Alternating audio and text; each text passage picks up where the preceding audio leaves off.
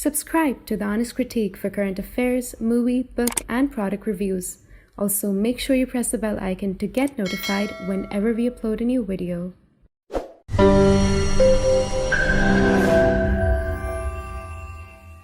The views, information, or opinions expressed during the video series are solely those of the individuals and do not necessarily represent those of The Honest Critique and its employees. The following video contains strong language which may be offensive to some viewers. Viewer discretion advised. Welcome to a very special episode we're recording. Today we have the honor of hosting a distinguished guest, Mr. Guy Nir, who is the official spokesperson of the Embassy of Israel in India. So thank you so much, sir, for taking your time and speaking to us. Thank you for having me. So I want to start the conversation with the aftermath of the October 7 attacks. How has Israel strategically adapted its defense measures to counteract the specific threats posed by Hamas during the ongoing conflict? Okay, so I'm sure your listeners are aware of the situation. Recap for those who aren't. So, horrible attack. Here in India, you're familiar with the Mumbai attacks in 26/11. For us, we call this October 7th or 7th of October. It was just as gruesome, if not more. You need to understand, we woke up to a nightmare.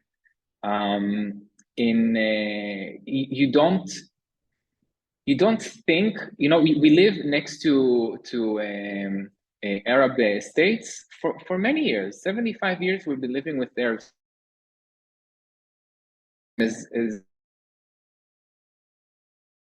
And you realize that are willing to stop at nothing to kill until there's not a single Jew person living in Israel, then you understand that prior to October 7, we didn't understand the full picture.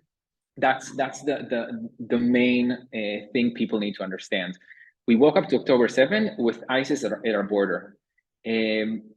Thousands of terrorists entered Israel on that dreadful morning, killing is a light word. They viciously murdered 12,000 individuals, civilians on that day in the most gruesome ways. Like, we have videos that the terrorists took themselves in the way that they mutilated people, children, women. I don't want to get into too much of graphics because I don't know who is watching this and it might be difficult for them to hear, but women and children and elderly and people who are completely innocent children, and the way that they were tortured to death is unbelievable. In 2023, we and the realization answering to eliminate Hamas's capabilities from ever doing something like this again, because the atrocities that happened on October 7th are inhumane, and we cannot live with a terrorist organization at our border, continuing, by the way, till today, to fire thousands of rockets at Israel since the beginning of the war. I think over 13,000 rockets have been fired at civilians from the Gaza Strip. Now, even during the ceasefire that we've had, they continued to fire missiles at Israel. So it really goes to show you that Israel is doing the best that it can to bring peace to our neighborhood. And Hamas, that is governing Gaza, is doing the best that it can to not let us do that. And their cry for ceasefire is it's a ridicule to humanity, because they are firing from behind their women and children, and when we retaliate and try to push back, then they bring out the victim card. listen, if you didn't want Israel to come and end Hamas, why did you enter Israel to begin with on October 7 and mutilate 12,000 civilians? What do you think Israel would do? Sit down and do nothing? So, answering back to your question, what Israel is doing right now, understanding this whole background, is that we cannot let Hamas continue to rule. We have to end all of their capabilities forever, and we will stop at nothing to do that. That is the first objective that we have going into this war, a war that we did not start, but we have to finish. The second objective, just as important, is to bring back all of the hostages. At the beginning, we had about 240 hostages by Hamas, in addition to the 1,200 murdered. Right now, we have freed some of them. We have 129 people still kidnapped, and that is the second objective, to get them home to their families, because for the last almost 3 months, their families have been worried sick, not able to sleep at night, and no mother wants to not know where her child is. And right now there's so many mothers, so many families that have their precious ones taken away from them. And if you could imagine something like that happening to your mother, and I'm talking right now to the listeners, imagine if your mothers had to live without you not knowing what happened to you for 3 months, knowing that you're held by a terrorist organization. Your mothers would have been sick. So we will stop to end Hamas and to bring our people back home safely. I just wanted to understand about this claim of the international press media, especially a lot of the media has been criticizing Israel's efforts on civilian casualty in Gaza. So could you elaborate on Israel's effort to minimize the civilian casualties while targeting specific Hamas strongholds and infrastructure? Yes, this is going back to what I said previously.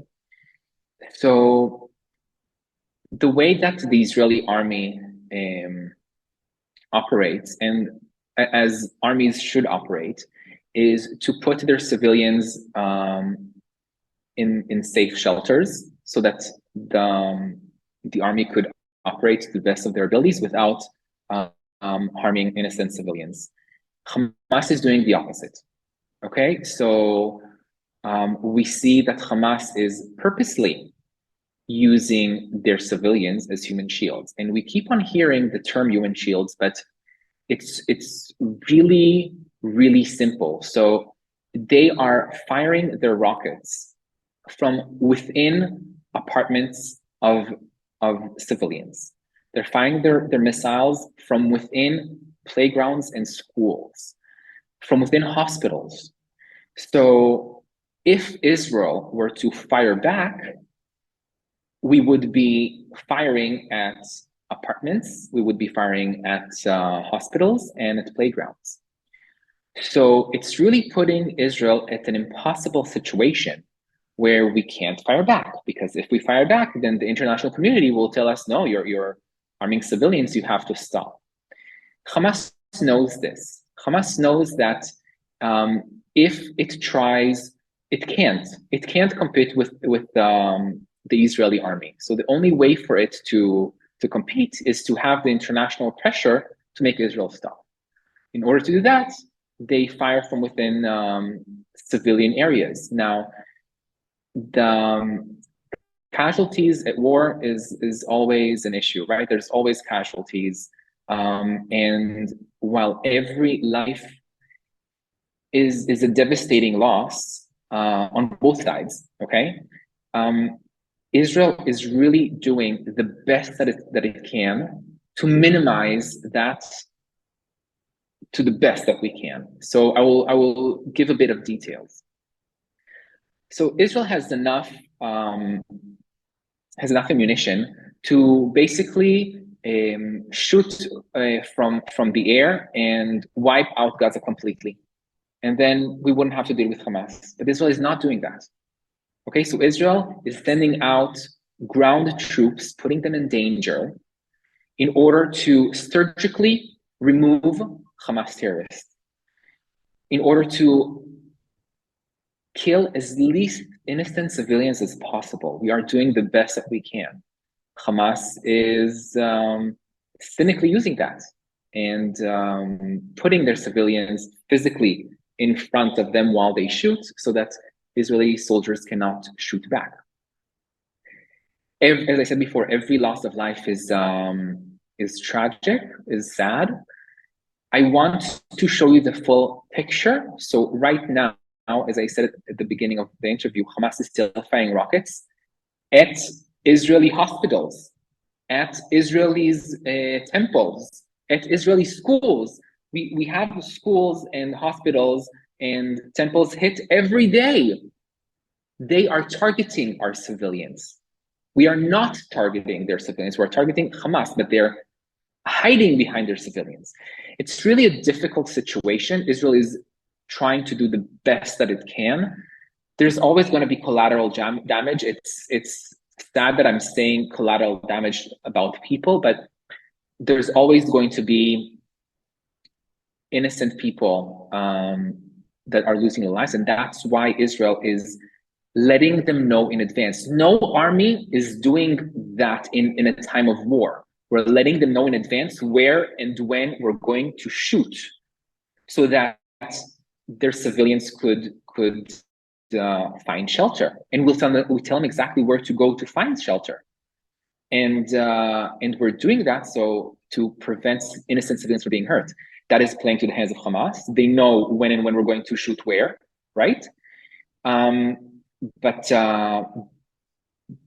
that is why I'm saying we're doing above and beyond the best that we can to prevent innocent civilians from being hurt. So back to your question, the international media saying that there's collateral damage, that we're killing innocent civilians.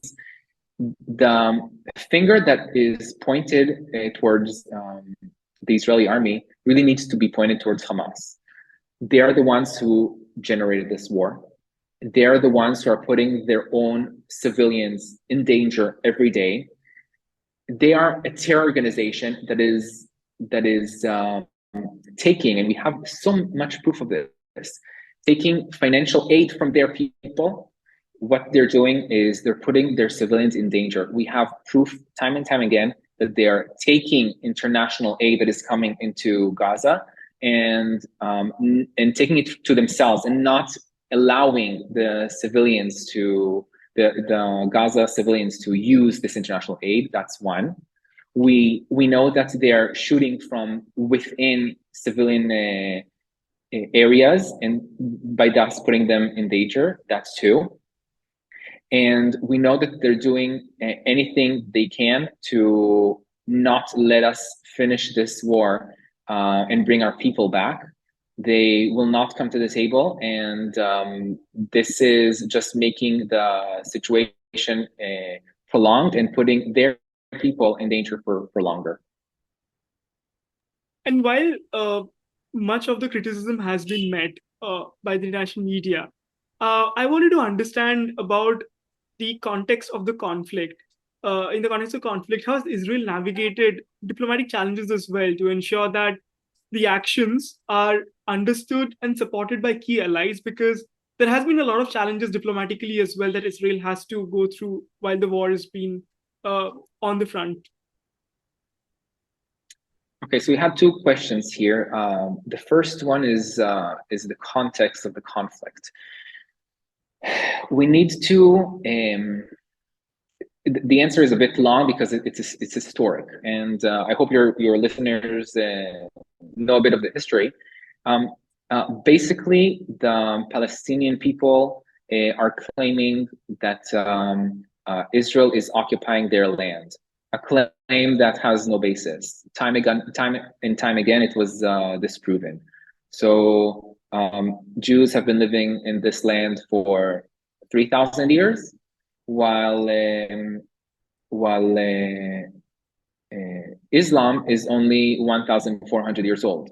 So the claim right there is disproves itself. Before the state of Israel was created, Jews lived there along with Arabs. Arabs and Jews live right now in Israel.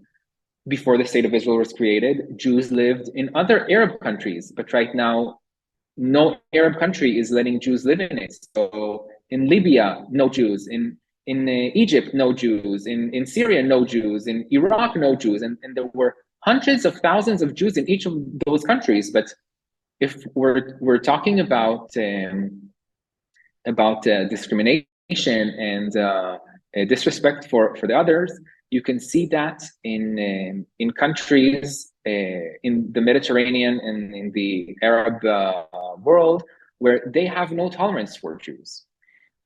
Israel is a country that Muslims could live peacefully, could study, could be doctors, could run for parliament. We have parliament members who are Muslim in our parliament, which is incorrect to any other Muslim country, by the way. No Jews can be in parliament in any other Muslim country. So at the end of the day, the Palestinian Muslim community does not want any Jew to live in the state of Israel. The cry from the river to the sea is calling for Israel's full destruction. So Jews will not have a home. And that is just not something that we're allowing, will not happen. We will stop at nothing to protect ourselves. So that is the context to the situation. At the end of the day, if the Palestinian people stop shooting rockets at Israel, we'll have peace.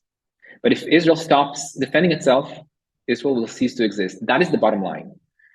So if we want to live peacefully, they just need to stop shooting at us. We need to come to the table and talk peace. And a two-state solution was offered to the Palestinian people 5 times in recent history.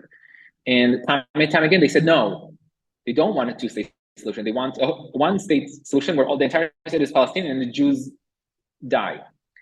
So that is the context to what's happening now. The second question is, you asked about how do we make our allies understand the situation to support us. It was very clear from the first day what is happening. It's a terror attack. Israel being a democratic state and a terror attack from a terror organization. The footage, the proof that came from that incident is similar in the Holocaust 80 years ago. And I must say that some of the things coming from this incident are even more gruesome than the Holocaust. You know, the Holocaust is the pinnacle of horror in our collective, in the Jewish collective memory. And for me to say, as a Jewish man, for me to say that this is in many cases worse than the Holocaust, that says something. Okay, they came to butcher and mutilate and destroy the hope of people living peacefully in their homes. And the footage that came out of there was what we needed to show to our allies to have them understand the magnitude of this event and ask them to stand with us. We saw a great example by Prime Minister Modi, who on the first day of, when the entire picture was not clear yet, he already tweeted that standing with Israel, that this is a horrible terror attack, and that India does not side with terror. You know, that says something. People understanding the magnitude of this is what helped us confirm with our allies that this is a war that we have to finish. We did not start this war, but by God, we're going to end this war because we cannot live next to terrorists ever again. And since we are talking about India, actually, I wanted to ask you about how Israel, how does Israel assess the diplomatic and strategic support it has received from India during the ongoing conflict? And what impact does this collaboration have on the regional dynamics in the Middle East? So, as I said in my previous answer, the bilateral support and relations that we're getting from India is unparalleled. India is a strong friend of Israel and vice versa. You know, in Israel, we have a mandatory army service. So at the age of 18, each and every man and woman go to the army. I was in the army for 4 years. My brother and my two sisters were in the army. And it's a service that every Israeli person, both Jew and non-Jew, we have Christians and Muslims and others in the Israeli army. Each and every citizen joins the army to protect. It's a law. And when people finish the army, you know, after 2-3 years, they need a break, they need to relax, they need to take a vacation. So half of the Israeli people, when they finish the army, they go to South America, and the other half comes to Asia. So we have so many soldiers, when they finish the army, they come to India. My brother, when he finished the army, came to India. When I finished the army, when I did my trip, I traveled throughout Asia. And the relationship between the two countries, not only diplomatically, is very strong. I think there's lots of similarities. I have been living here for about 4 months now, and you know, the Indian people are so warm. They're genuine, they're inviting, they want to help. They have an authentic smile when they talk to you. You know, there's nothing fake about that. And it really reminds me of my home back in Israel. Very similar. And for that and for many other reasons, the relationship between our two countries is strong. Going back to the diplomatic level of the relations, Israel and India have had relations for the last 31 years or so. You know, it's a short time within the 75 or 76 years that Israel is like a state. But it's only 31 years, but we have had great relations and great help from one another and assistance. And we see that in the diplomatic world. We see it between our prime ministers, who are showing a good example of a good relationship between the heads of state of two countries. And we're working to continue and to strengthen that every day. And that's part of the reason of the embassy here in India, the Israeli embassy in India, to connect and to strengthen these relations. I agree, because I have met a lot of Israeli who have finished their mandatory conscription service, and I've met a lot of people in Dharamkot and in Rishikesh, a lot of backpackers who actually come. So it's kind of very interesting and also very heartwarming to see a lot of Israelis traveling to India. But I wanted to understand that Israel has been really popular for its robust economy, its social stability, and also because of the innovation. But how has it managed to maintain all these amid the ongoing conflict with Hamas? Okay, so I don't know how closely you and your viewers follow the situation right now. There is a slight, how do I say it?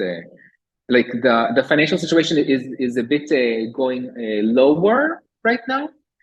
But it's very custom to Israeli situations like this because we are so used to ongoing conflict. Unfortunately, we're so used to ongoing conflicts that our economy is very adapt and equipped in getting back up there really fast. So yes, the economic situation is a bit slow currently, but it jumps up right back again very quickly, and we can see that throughout history.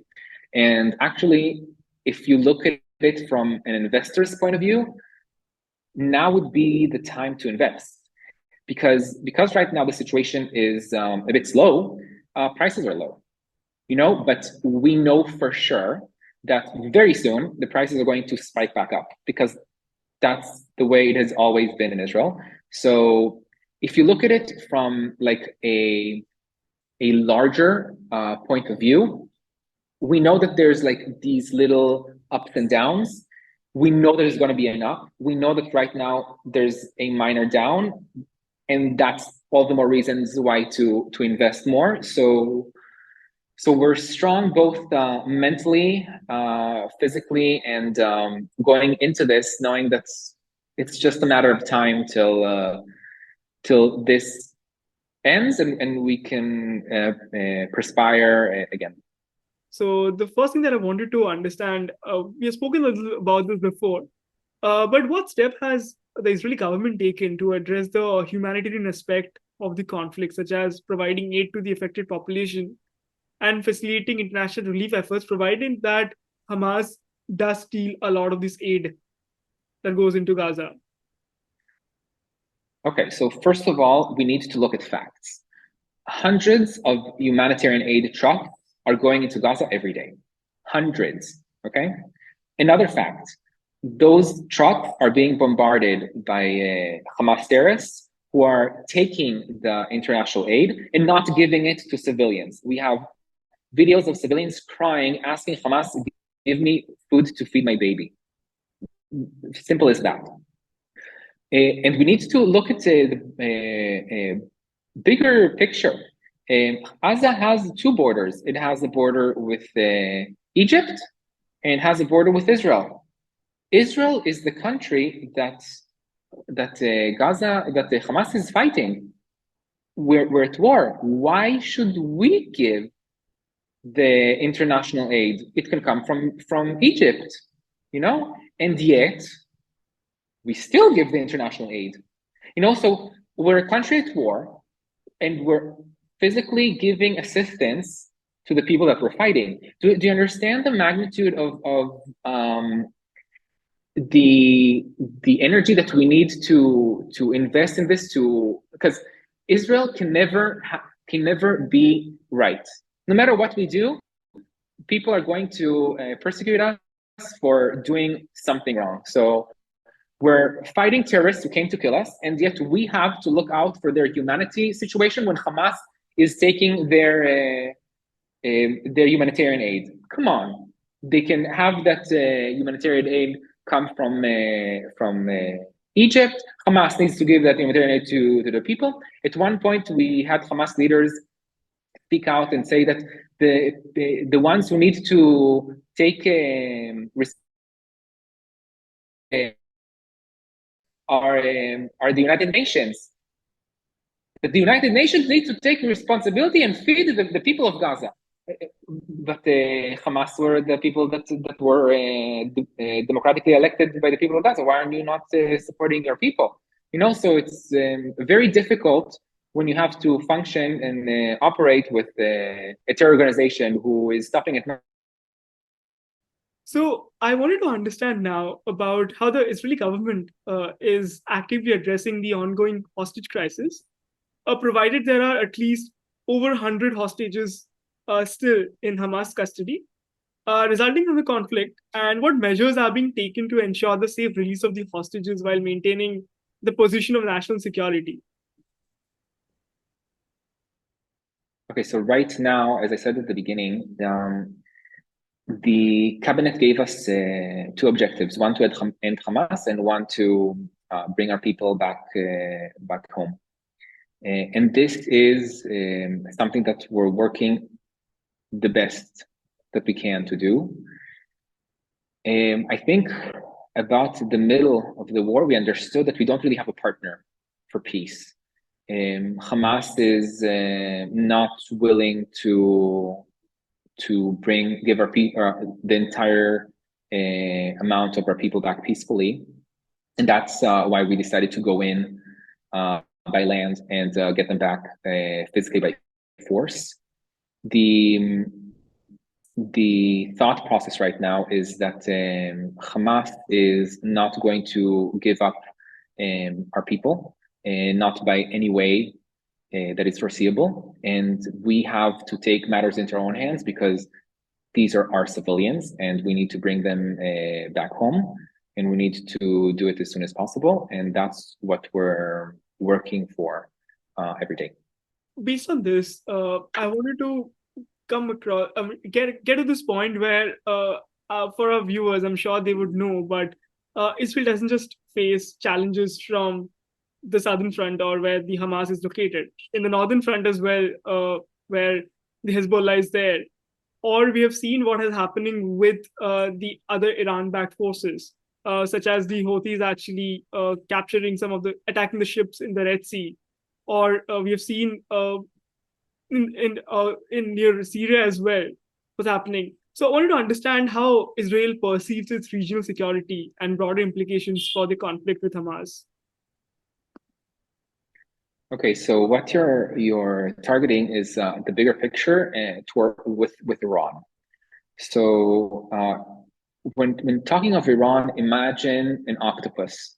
Okay, you have the head of the octopus, which is Iran, and there's these 4 tentacles, 4 arms. Okay, not 8. Maybe there's more, but right now let's focus on 4. One arm is Hamas. We know that they have been funding and training and providing the munition. One is Hezbollah, one is the Houthis, and more. And when we're looking at all these different aspects, we need to know who is the head of this octopus. Okay, so Hamas is the only reason why Hamas can function is because of Iran.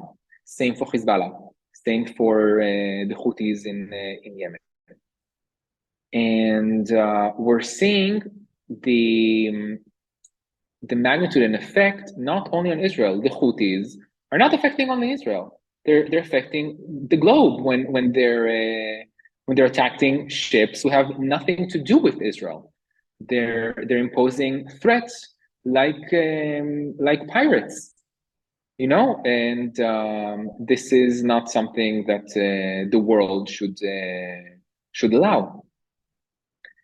And when addressing this, we really need to understand who is the head of the octopus, what Israel is doing. And as I said before, Israel did not start this war, but we got into this war, so we have to finish it once and for all. And this war started just with Hamas, and we told Hezbollah, don't start. We don't need a war with 2 sides, and it's better for you not to start because it's much easier for us to eliminate Hezbollah, and we don't want another front. Nevertheless, they are firing at the northern part of Israel. The Houthis are firing missiles, long-range missiles to Israel.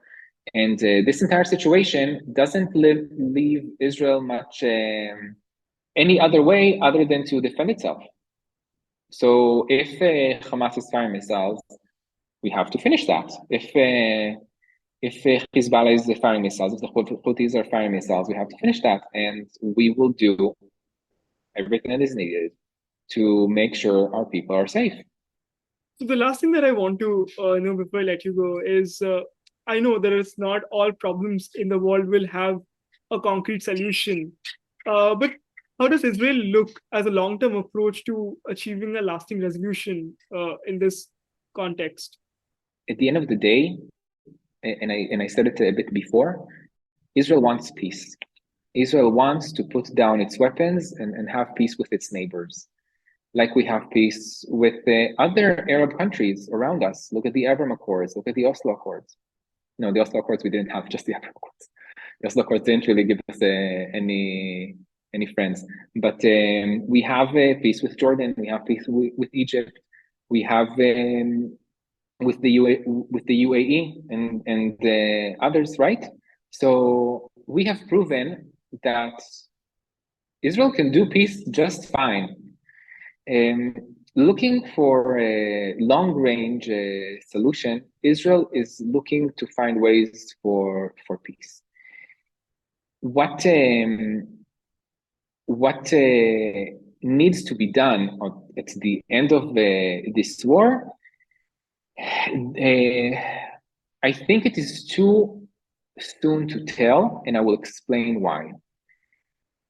This war is unfolding and changing day by day, right? Things are ever changing. Right now, to give a solution to what will happen in a few months' time is would be not responsible to decide now what will happen, because things change daily. But I will tell you the route to get it. We want at the end of the day to have peace. We want the Palestinian people to govern themselves for peace. We want to have a partner that can speak for peace and to be responsible for its people.